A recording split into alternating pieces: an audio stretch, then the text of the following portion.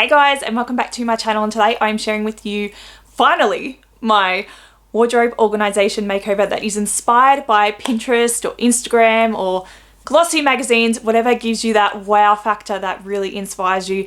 This is the video for you guys. Now, I do feel like a little bit of a hypocrite because I know I did say, you know, in one of my decluttering videos that you don't have to have a like Pinterest or Instagram looking home to have an organized home, and I still stand by that, but I know there is people out there who would really love to achieve this look. So today I'm going to be sharing those tips, tricks, hacks, and storage solutions that you can use to create that look. So I hope you do enjoy this video, and of course if you do, I'd love you to stick around, subscribe, and turn on the notification bell so you don't miss another video. And definitely go and check me out on Instagram as well, because I have been actually posting extra content and stuff like that over there for you guys to enjoy. So let's go and see what we're working with today. Too many days in the darkness without a glimpse of the light. Running tired and broken and scared, but I swear I'll never give up the fight. Okay, so as I am taking everything out of the wardrobe and decluttering it, I'm actually going to be rehoming the things that, you know, should probably be in different homes, and then I am going to be putting them in straight into the organizers that I have purchased. So basically, when you are buying organization products, you need to be looking at the size of the space that you've got. So if you are just buying something because it's pretty, and then you go and put it in your space, it's either going to be too small or too big. And obviously if it's too big, it's going to be unusable. If it's too small, then it's still going to be unusable. So you definitely need to, number one, take your measurements when you are purchasing products. And number two, you need to have some kind of plan of attack of, you know, what you're actually going to be putting into the area and how many organizers that you're going to need to buy. So if you do want to learn a bit more about how to purchase organization products, then definitely go and check out my video. I have a whole video on that. The other thing that you need to consider is the color scheme that you want to go for. So if we're talking about doing a wardrobe that is like Pinterest or Insta worthy, we need to make sure that we are using a color scheme, because if you're not using a color scheme, it's probably not going to look great, to be really honest. So the best color schemes you could go for is to basically just follow the flow of your house and everything that you've got. So when you open it, it flows within the rest of the house. The other thing is, like, if you are a renter, just to stick to your neutral colors, because, you know, that's probably what is going to go best in your future houses as well. So if you do go to purchase a new home, you might have to purchase new organization products if you want to keep this sort of, you know, Insta look or Pinterest look going in your house, because you'll have things that are neutral that you'll be able to reuse. Okay, so the products I'm using are these here. I did show them. These were from Cheapest Chips. These were $30 and they're like woven. So definitely try different textures, and it's got the leather as well. So again, like interior design, you want to use different textures. Okay, so I'm just going to start off by cleaning up this nastiness and giving it a damn good clean.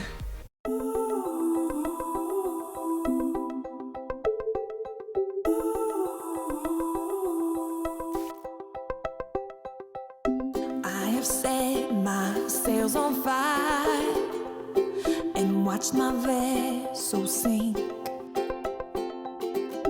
'cause I've seen the shores of every... So this is the plan of attack. I've written down all the categories that are in here, and then I've actually just put in like where everything is going to go. So obviously all the things that I'd use a lot less are going in the top of the cupboard, and being, you know, white organizers that I'm going to be using in the top, probably not a good idea to, you know, be having something you're going to be using all the time in there because of dirty fingers.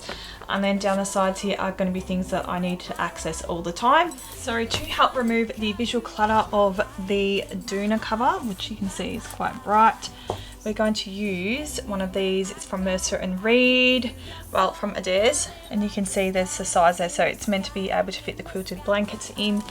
And it's just this really beautiful grey colour as well. So I'm going to use these to try and hide this big bright ugly thing. I'm loving that you can actually see the doona on the top, but when you have a look from the side, you can't see it at all. That's really cute, and it's got a part for you to actually be able to label it, so good.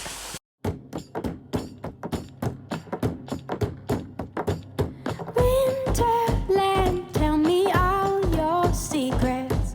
Fill me in on your wildest moments.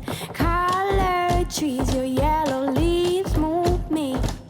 Dancing roofs, your painted red shakes the roof. So before I share the big reveal with you guys, I thought I'd quickly share some tips. So the first tip I would give you is just to remove any of that visual clutter. So by using things like your magazine holders, jars, boxes, anything like that, that is beautiful, but will also work to conceal the items that don't look so nice. Definitely implement those options in your spaces so then it looks amazing and it hides all the ugliness that you may find. The next thing is to display those beautiful things. So if you have like beautiful necklaces or like designer handbags, or even doesn't have to be designer, but it looks nice, shoes, stuff like that, then that is a great way of like prettying up your wardrobe, which doesn't cost you a thing because you're not having to go out and rebuy things, and you're able to enjoy those products a bit more as well. Like, I know a lot of the time we don't wear everything that we've got in there, so you're able to enjoy it more because you have them on display. In saying that, Officeworks, I did see, had these really beautiful letter holders. Now, I have seen people organize like their little bags and clutches with letter holders, and I love these because I just think that they look really on point with the gold. Now, going back to displaying those beautiful things, if you have additional decor around the house that is not being used and you've organized your space and you see that there is a lot of gaps in there, use that decor. Don't leave it hiding in the cupboard. Use the decor. If it goes with the color scheme and it's going to give you that wow factor, then reuse that decor when you are organizing your spaces to just break everything up a bit, because you know sometimes you just see box. So it's nice to break it up, and if you've got the space, why not utilize the decor and things like that you have around the house that you may be just shoving in the back of a cupboard anyway. And the next one is a pretty obvious one, and I think a lot of people already know this, but I'm going to say it anyway, and that is to use the same hangers. So you'll notice that I have not switched my hangers out because I do my laundry fast, and I did a whole video on this, and if I was to switch out, I would not be able to continue with my laundry routine, and that is a big part of me saving time. So I'm definitely not going to compromise that just to make my wardrobe look amazing. So if you don't have the budget to go around and replacing all the hangers, or you don't want to, like me, then definitely just go and take out anything that is different and have them all the same is going to make your wardrobe look a hell of a lot nicer. And on the same note as this, color coding your clothes as well, so in lights to darks, definitely looks more visually pleasing. If this is easy for you to upkeep, obviously, then I would definitely do it. And of course, you know I'm going to say this, stick to the 30-60-10 rule. You can't go past the 30-60-10 rule. I did do a whole video on this if you want to see it, but it's basically all on your color scheme. So you are making sure that you're using the right amount of color and not too much and not too little to give you that achieved look that you're after. So now I've shared those tips with you, let's go and check out the big reveal. And now for the final reveal. Never knew a moment could feel so right, could slow down time like this. Everything I needed is in your eyes and in your mind. Maybe it's crazy to fall so soon. Give it all to you, hey. But I don't care what they say. Please promise me you'll stay, 'cause I'm not going anywhere. Hold me under the stars, 'cause what's mine could be yours if you want it. So I will walk you through everything that I have sort of done, which you've seen it as I've been going along, but I'll just walk you through a few more tips. So down the bottom here has actually got nothing in these. I've just put them there.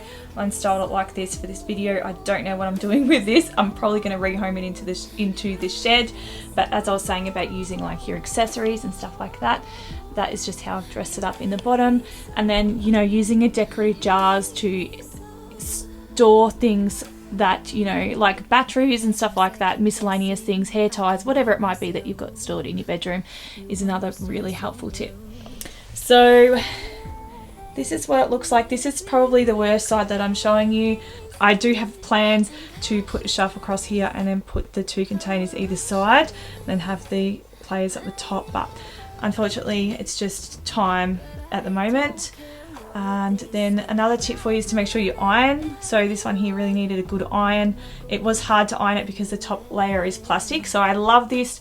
Then obviously I've just labelled, which is like the frosting, you could say. You need to label. I have then colour coded everything that's in here.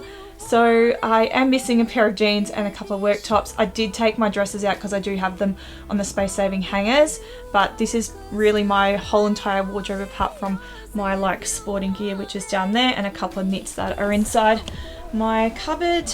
And then I've just decorated with some decor and used one of my bracelets for in here. Trays are the best things to like decorate with and display like your jewelry and sunglasses and stuff like that.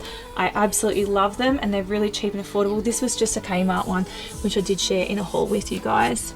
And then I've got photo albums in here, reducing that visual clutter, and I've actually faced them the opposite way, because when I faced them with the spine, you could see a lot more of that visual clutter again. So that is a really good tip.